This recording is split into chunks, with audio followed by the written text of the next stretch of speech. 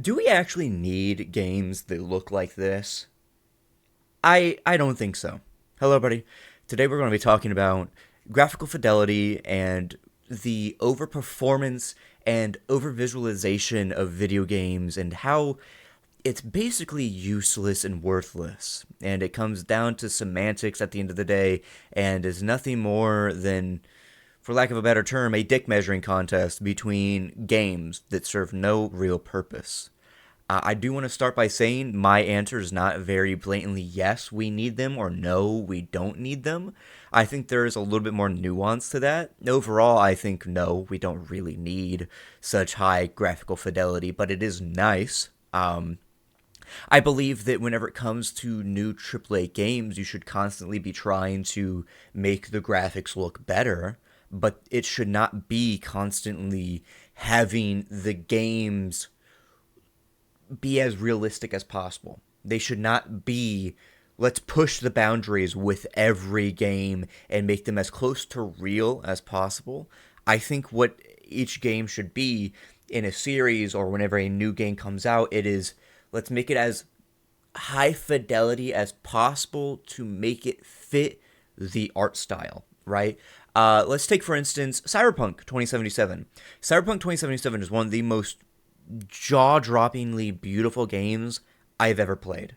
It is one of the most gorgeous looking neon dystopias ever. It is, despite how fucking depressing, like, hellscape it is in that series with all the mega corporations, it is still astoundingly beautiful with all the colors and like the art style and everything. And it was back in 2020. If you look close enough at some of those textures, you will see that they aren't as high fidelities. They aren't as rigid bump maps as. I will be throwing around some technical terms because I have friends that I learned a lot of this terminology from when I was younger. And this is how a lot of the games are now. It is not just simply texture work. It is also things like having the model actually 3D'd to and modeled to look like that, along with also having things like UV mapping and then pseudo textures, so it's not like actual true texture on the model. It is a high textured layer of paint over it to give it that like depth and so on, and a bunch of other fancy engine stuff. But you will see that they are quite high quality, but then you'll look at newer games on the PS5 with something like, you know, Horizon Forbidden West, right? And you'll look at those and then you'll actually see like the pores in Aloy's face, right? And you'll see like a little bit of like the hair on her face, right? The little tiny peach fuzz that we all have. Like, you know, like look at your hand right now and you'll see like the very very tiny pieces of hair that are across your hand. And that's awesome, right? I think that's a very cool thing to be able to look at. It looks very graphically impressive. It's very graphically impressive, right? But then you can look at a game that was praised for its graphics, but actually isn't that graphic intensive. Look at Half-Life Alyx. Half-Life Alyx doesn't have true fluid simulation in its bottles, right? When you shake the bottles, that's just a texture. That's a reactive texture. It is not an actual fluid simulation. So whenever you're running at like 60 frames per second and you're shaking the bottle around, you stay at 60 frames. And obviously Valve is very good at being a very performance like ready game and having their graphics be look both good and also be able to be run on basically any system. Obviously the baseline moves up over time. And you can't be running CS2 on a shitbox now, but it is still able to be run on practically anything. I'm pretty sure now the bare minimum is a 2050 or a 1050 or maybe even a 950 or something like that, and you have like smoke simulation and all sorts of like the fluid simulation of smoke, and that can be run very, very easily. So I think that the graphic fidelity and art and so on is good, right? Having it look pretty, but you do not need this constantly rendered millions of pores, millions of polys, so many tries on screen that if it were to be put, it has more math going into it than the fucking space launch. That's not even a joke. Like, literally more math is happening compared to the math that put us on the moon. Like, I think that's kind of ridiculous, right? You can do more tricks with the engine and the graphics and textures and model work to have it always look good, right? Look at Breath of the Wild, right? I don't like Breath of the Wild, but Breath of the Wild still looks, it is, it takes your breath away, right? And like, it still looks beautiful. But when you get really close up, obviously the textures look really low resolution. And you could probably do, I'm surprised that there aren't a lot of game companies out there that aren't doing this. And obviously it's just bloat because they want to rely on you playing only their game. So then if you're only playing their game, the numbers are constantly up, and then they can say that the shareholders and get more money.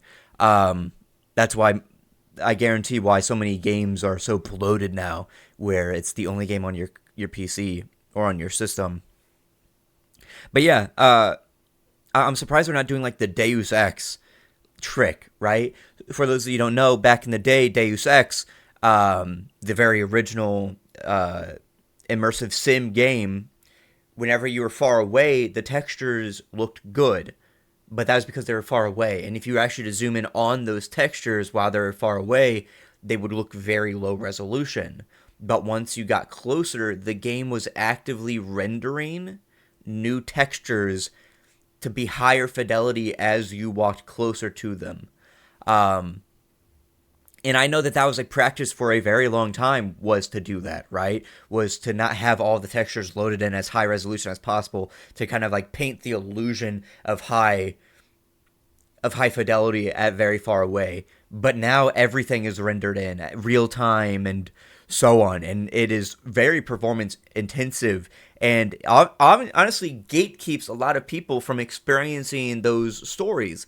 Even games like The Last of Us, right, where it's like a cinematic experience, despite the fact that The Last of Us, as much as I used to like it, is pretty shit. It was never that good. I just thought it was really interesting. But anyway, tangent aside, that whenever you look really close at like Ellie or Joel's face, they have like a lot of pores on their skin, and that serves no gameplay purpose. Like, you can have them look good without having to be up to scrutiny very up close, right? As long as you are able to make it look very pretty, not have it look pixelated to shit whenever it's on a very big screen or really close up to your monitor, that's all you need. Now, where these other graphics come into play of having this high fidelity is in the scenarios of things like screenshots, right? Because a lot of people like using games as a medium of an art form for taking pictures, and doing that with things like The Last of Us or the Spider-Man or even Arkham. Arkham Knight is a great example of this. This is a almost 10-year-old game, and yet it is still the most graphically impressive games I've ever played because of its lighting and its texture work and its art style. And it still holds up to scrutiny even now. Yes, if you look really close, the textures are very pixelated and so on, but when you're actually in the moment to moment, everything looks picture real, right? Just because they play a balance game of making it look good. And I think that that's what a lot of games need to do and not need to be. And obviously, you might be able to, one up Arkham Knight and have it be a little bit better looking at it. But it doesn't need to be, if you can zoom in really, really close, you can see the fucking screws and the rust on the screws and the rusted rust on the rust. And then the fucking, if you zoom in, you can see the fucking atoms. You don't need that. You really don't. Unless the game is purposefully supposed to be a game where you need that high of graphical fidelity, which no action game needs. The most that you would need something like that is in a simulation game. Um, it's not needed. You like we literally saw like how Hi-Fi Rush, right? Despite the fact that those studios got shut down, fuck you, Microsoft. Um, a very stylized game. Yeah, its graphical fidelity was nice. It had really nice texture work and so on, but it could be run on basically anything that was modern. And that's all we really need. If you have a good art style, good fidelity to make it at least look believable within the world, right? So if you were to go up to like some paint, it doesn't look super pixelated. It actually has like a little bit of shine to it, right? That's what I mean by fidelity, by the way. Not as in very impressive looking. Fidelity as in it fits the art style in the world.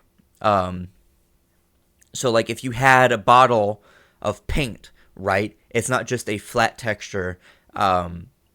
Even if it is a flat texture, it has like reflective maps on them, or the texture is higher quality because it wraps around and has like tracing on it and so on. But it doesn't need to be. But once you actually look like closer at it, then it doesn't hold up to scrutiny. But as it's like away as a prop in the background, it looks great. That's what I mean by fidelity. Um, like set dressing and so on and art passing. Anyway, it let me know your thoughts down below on this because I think that it's really stupid with all of the stuff of people constantly wanting better and better graphics. It's just bloat, and then you end up with shit like Call of Duty where you're actively rendering shaders as you're logging in and so on. It's so stupid. It is so stupid. But yeah, other than that, if you want to support me, I have a Cash App down below and a Patreon.